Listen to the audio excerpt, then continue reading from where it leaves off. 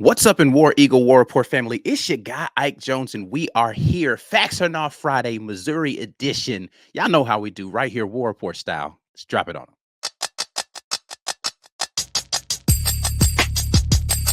You are now listening to the War Report. Drop. Morning drop. It is Friday, October the 18th, and we are here doing this Facts or Not style. As always, the morning drop is brought to you by the good folks over at the Rogue Shop. Make sure you head to rogueshop.com and use code REPORT when you do. Get a little something off at America's #1 online dispensary. That is the Rogue Shop. We are here, Facts or Not Friday, talking a little bit about the Auburn versus Missouri game. Get your Facts or Not questions in, and we will answer them. Well, I'm saying we like it's somebody besides me. I will answer them live right here. I appreciate everybody for jumping in here with me. If you're rewatching this video later, make sure that you are sharing this content with somebody out there on social media and let other folks know. Go ahead and drop that thumbs up on the video as well and subscribe to the channel if you haven't already. But let's get those facts or not questions in here for me, and I will answer them right now. As we get into this, Auburn is headed into Como to Columbia, Missouri to take on the Tigers from the other side of the conference. And off the bye week, what is Auburn prepared to do to get themselves back on track after the bye week? Virginia Double Dribble is going to get us started off, and he says, "Faction all, we win the toss. We want the ball, right? Is Auburn going to want the ball to start the game, get offense out there on the field?" I would say nah. I think the strength of this team is the defense. You want to see if you're out there and ready to be able to get stops versus this Missouri offense. What did they prepare for you? I'm going to say nah, that Auburn is going to go out there and ask to get the football after the half. So I'm going to have to give a big nod to that. Auburn's not going to want the ball first. What else you guys got for me? Facts and all questions here live with your boy Ike Jones. Had an opportunity to stop in here and do this live this morning. I normally am on the go on Friday mornings, but we're going to do this live today with our members. Next up, we have Chase Patterson, who asks, facts or not, Jarquez gets 20 carries for over 150 yards. Whew.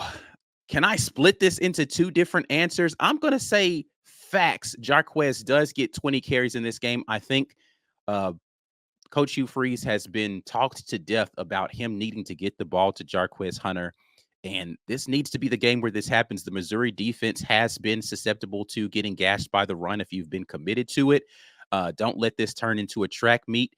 Play keep away with Missouri. If he gets 20 carries, does he get to 150 yards? That's where I'm not sure about that. But I do think that Jarquez Hunter gets those 20 carries and he's over 100 yards in this game. So I'll give a facts kinda on that one right there, since you got kind of a two-part. But I mean, if I was going in total, I would say, nah, he's not going to get 20 carries for over 150, but I do think he gets to the 20 carries.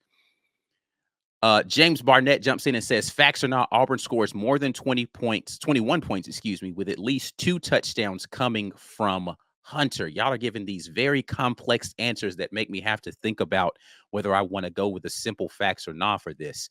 I'm going to go facts on this one, though, because I think that in order for Auburn to get to 21 points, Jarquez Hunter needs to be featured in that. And I do think that him scoring touchdowns is something that Auburn needs to be able to do, particularly to get the red zone offense going. So give me facts on that one. 21 plus with 2 scores coming from Jarquez Hunter, I think is a good recipe for success. And since I am in book mode, we're going to go with the things that I think puts Auburn in the driver's seat, and that is Jarquez Hunter toting the rock. Let's go with that one. Michael Carlisle jumps in and asks, facts or not, Auburn wins the turnover margin. Woo, this is the one right here. If you watched my thing with Quentin Corpuel, you see that this is going to be a big thing for this game, like it is for every game. But I'm going to go facts on this one. Really, to win the turnover margin, I think Auburn just needs to not turn the ball over at all. Now, Missouri has not been turning the ball over at a high clip this season. So that's not going to be an easy proposition to turn them over. But Auburn needs to be mistake free as far as turnovers are concerned in this game. And again, I'm putting on a little bit of the sunshine glasses with my responses here, and I'm hoping for this to be the outcome more so than trends lead in that direction. This is not about what the trending direction is. This is what Ike Jones hopes to happen, right? So don't get on here talking about what evidence do you have? I don't have any evidence. I'm just hoping.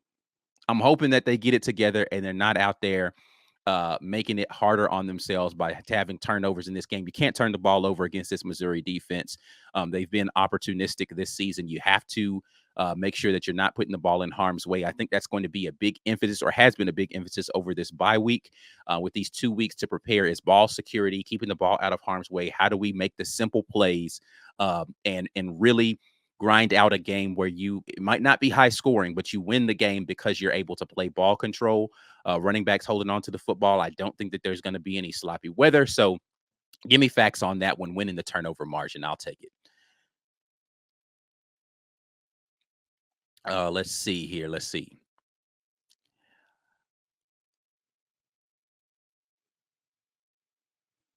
James Barnett jumps in and his wife has a question. She asks, facts or not, will Auburn hold Missouri to less than 350 yards of total offense?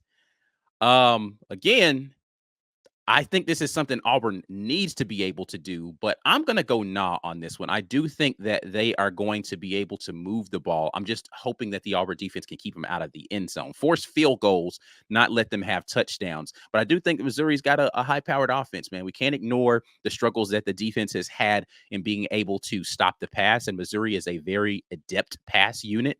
Now, they really want to get the ball going north and south in the run game, and they're going to try to run the stretch zone. So if Auburn can be really good in their run defense, particularly on first and second down, to force Missouri into third and long scenarios and not third and medium scenarios, you have a higher probability of being able to stop what they want to do from an offensive standpoint. They're just not a team that likes to function in that. They're an offense similarly to Auburn that needs to stay on schedule, and staying on schedule for them is pick up a few yards on first down, pick up a few yards on second down, get into third and medium, and then your whole playbook is open to you. You've got a lot of options, particularly if you're able to run the ball well with that stretch zone, because they have a lot of play action stuff they want to do off of that. But I don't think that they hold them to under 350. If Auburn holds Missouri to under 350 yards, this is going to be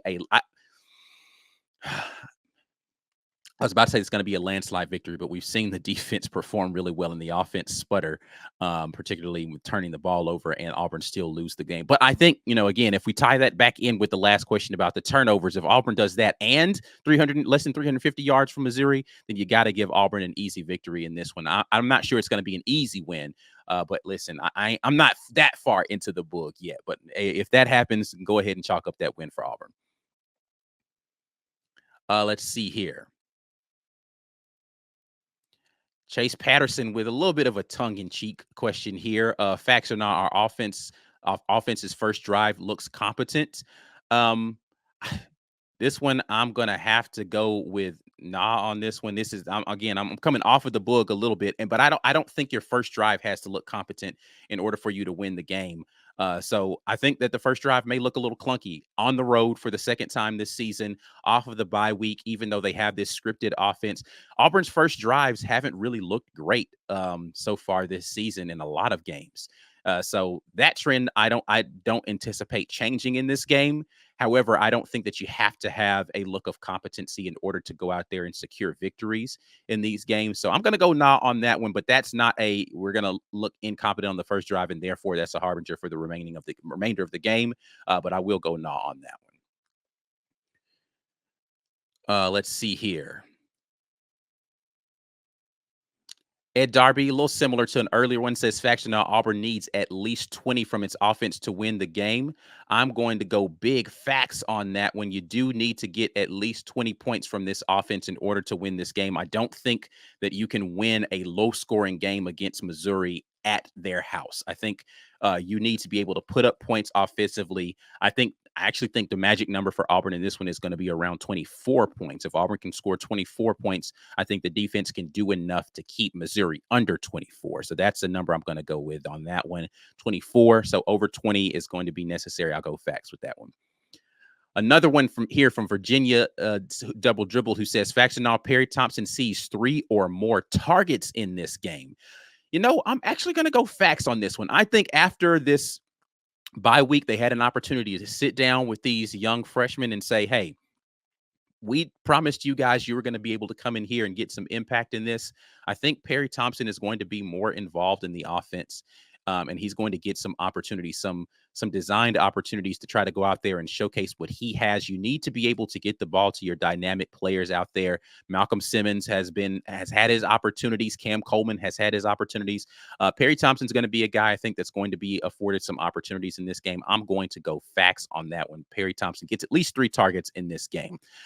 Listen, the morning drop today is brought to you by the good folks over at Joy Mode. Make sure you head over there. We hope that Auburn has a good performance. And in case you need some boosters for your performance, you can get that there at tryjoymode.com. 20% off plus free shipping when you use code rapport at tryjoymode.com. We'll call out the obvious. You want to head into the bedroom with confidence. Joy Mode can help with that confidence. Confidence is key to good performance. And preparation helps with that. But also, listen, there's no law or rule against having performance enhancers when you're not on the field of athletic play. So make sure that you get all the confidence you need. Tryjoymode.com, 20% off plus free shipping will get you there. And that tells them the folks at the War Report sent you over there. Let's get back into this live edition of Facts or Not Friday right here with the Green Name Gang. Again, if you're rewatching this in the public, make sure that you share this video, like the video, subscribe to the channel, all the things necessary to help us continue to grow what we've got going on over here at the War Report. But we're going to go back over here to the comment section, and we got Ed Darby who jumps in and says, Facts or not, Auburn wins the time of possession. I think I am going to once again go with, get myself queued up here, facts on this one, because I think, again, Auburn needs to win the time of possession in this game. I think the name of the game for Auburn for the remainder of the season is play keep away. Early in the season, Auburn was attempting to be a big play team, hit home runs, put up a bunch of points, outscore teams, which I think can be a way or a path to success for Auburn if they're going to take care of the football. But I think it's going to pivot this second half of the season. It's going to be ball control. It's going to be more huddling, specifically on the road, to try to make sure the communication is where it's supposed to be. Time of possession is going to be critical for this one. Auburn needs to win it. So I'm thinking I'm going to go facts on this one. Auburn wins the time of possession battle versus Missouri to make sure they choke the clock out and don't give more opportunities to that high-powered Missouri offense. Chase Patterson jumps in. Facts or not, the defense gets at least 2 interceptions in this game.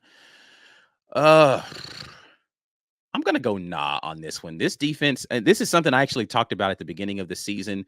DJ Durkin's defenses have not traditionally been big on getting interceptions. I don't think that trend changes in this game. Brady Cook will be under duress in this game, but I don't know that it's going to force him to throw the ball to Auburn. I think you're more likely to have a low completion percentage if you're able to get Brady Cook frustrated than you are to get multiple interceptions out of him. So I'm going to go nah on that one. Not going to get multiple interceptions in this game. Facts or not, Ed Darby says Auburn will hold Missouri to under 40% on third down. This is a big one for me in this game. I'm going to go nah on this one. Under 40% would be phenomenal defensively. And I don't know that Auburn's defense is ready to be phenomenal in this Missouri game. And again, I'll go back to something I said earlier. A lot of this is going to have to do with your work on first and second down. How well are you able to get them out of third and medium, third and short scenarios consistently? Auburn did better with that against Georgia, but under 40% is, again, I think you're in a place where the defense has moved into dominance, and I've yet to see a dominant defense from Auburn. I'm going to go nah on that one, not under 40% on third down. I'd take under 50%, honestly. Under 50% would get you in a place where, half the time you're getting off of the field.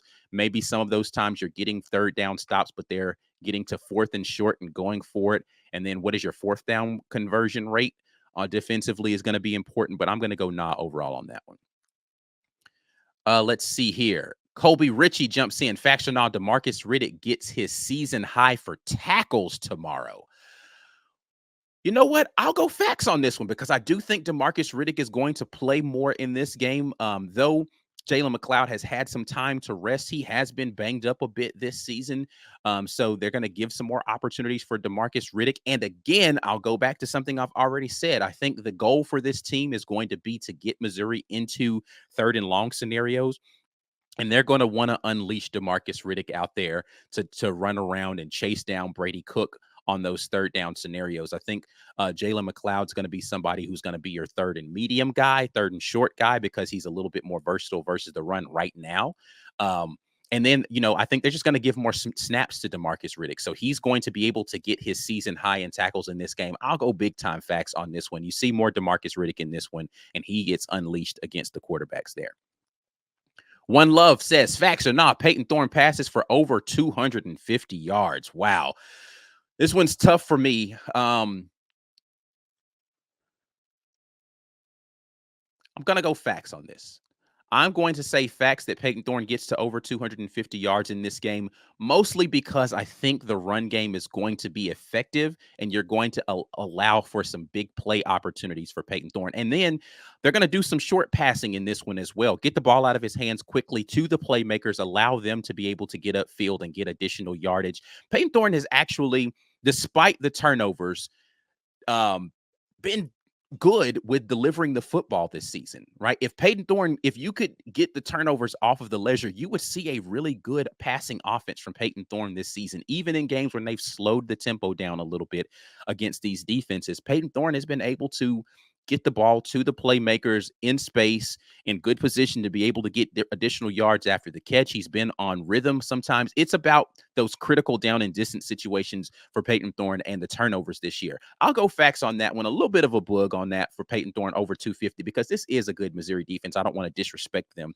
and say that he's just going to go crazy because here's the thing. If he throws for over 250 yards, what are you saying the run offense is going to be doing in this game, right? So is Auburn going to be able to put up 400, 500 yards of total offense versus Missouri? That's a little bit of a bug to say over 250 for him. If you're expecting to have a run heavy attack and Jarquez Hunter go for over 120, 130 yards, you'll probably get another 50 to 70 yards from your other running backs. That's 200 yards of offense from the run game. So if 250 from Peyton Thorne, you're putting up over 450 yards of offense in there. That's a little bit of a bug right there. That's not like me trying to be realistic with that answer. That's more hope than it is actuality, but I'm still going to bug a little bit for it and say facts on that one. Let's see here. James Barnett jumps in. Facts or not, the kicker gets a chance to kick a 50-plus yard field goal to close out the first half. Whew, this one is an interesting one. You know what? I'll go nah on this one. I don't think they're going to put the kicker in a scenario where he has to kick a 50-plus yarder in this one. He's got the leg for it, but I just don't think that that's going to be strategically what the offense is attempting to do. If they get the final drive of the half, I think they're going to try to go out there and get a much closer field goal for that one or try to score 6. So I'm going to go nah on that one. Even though I think the kicker's fully capable, he has not really done a good job so far in the season of doing that. I don't know. I mean, Alex McPherson is available. I don't know if he's got the leg strength and all that right yet after these 2 additional weeks. So I'll go nah on this one for now. P. Pass jumps in and says, facts or nah, Missouri's defense gets 3 sacks in this game. I'm going to begrudgingly say facts in this one.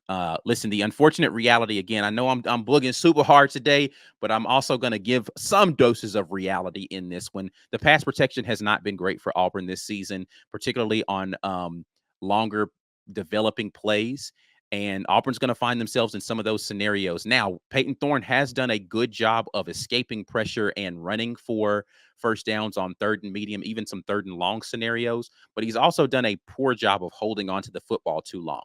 What I'm hoping in this scenario is that he just takes the sack in this game rather than trying to force the ball late into a window that was not there anymore. And I'd rather see Peyton Thorne get sacked than him throw late passes over the middle of the field or to the outside for pick sixes type of thing in this game. So I'm going to go facts that they'll get at least 3 sacks in this game because I do think, again, this is a capable defense for Missouri, very opportunistic. I'm just hoping, again, they hold on to the football in those scenarios. I'll go facts on that one. Ed Darby with the facts or nah says Oscar Chapman punts. Let me see, has 2 punts inside the 10. Woo. I'll go nah on this one. Maybe 1. 2 punts inside the 10. Again, that's phenomenal punting day there for Oscar Chapman. I'd love to book and go with 2 punts inside the 10. Maybe 2 punts inside the 20, right? Like, I can see that. I don't know if he's going to get 2 inside the 10. I would love to see it, but I'll go nah on that one. I ain't going to go full book mode on that one. Steph Trail jumps in. Facts or not, Auburn finally gets a special teams touchdown. Ooh, this is a good one. Have not had a special teams touchdown this season. I'm going to go nah on this one. I think Missouri has decent special teams unit. So I'll go nah. I think they've been really close to blocking a couple of punts, but I don't know if they block one and get a touchdown out of that. They've been pretty much staying away from fielding punts. So a punt return touchdown seems unlikely. The most likely scenario is going to be a kickoff return for a touchdown. And I don't know that Missouri has been susceptible to giving those up this season. So I'll go nah, but I would love to see it happen. Man, get my boy Malcolm Simmons or get Jeremiah Cobb an opportunity to get back there and return one. I'd love to see it, but I'll go nah on this one. But we are going to get out of here on this edition of Facts or Nah, as always, brought to you by the good folks at Rogue Shop. Make sure you head to rogueshop.com and use code RAPPORT when you do that. Get you 15% off at America's #1 online dispensary. Sleep, stress, pain, anxiety relief, all there for you at the Rogue Shop. And I'm going to get out of here. Until the next time, though, and as always, like the video before you get out of here, subscribe to the channel. Till the next time, and as always, War Eagle.